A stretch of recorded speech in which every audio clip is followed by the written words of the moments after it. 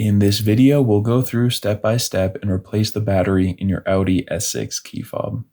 This is easy to do. All you'll need to get it done is a replacement battery, which is a CR2032. If you'd like to get one of those online, you can go check in the description. The very first link will take you over to Amazon where you can find these for a great price. Now to open this thing up, first flip it over, look on the back on the bottom and hold that button down and pull the key right out. Now back here on the front, on this tab, there is another button. You can see how that goes down.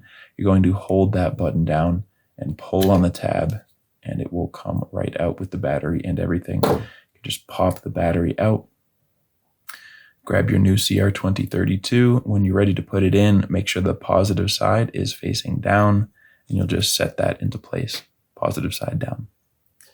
Now you can slide it right back in there, push it all the way down, and put the key on top as well. And if you want to make sure you did everything correctly, you can just make sure that that light is activating.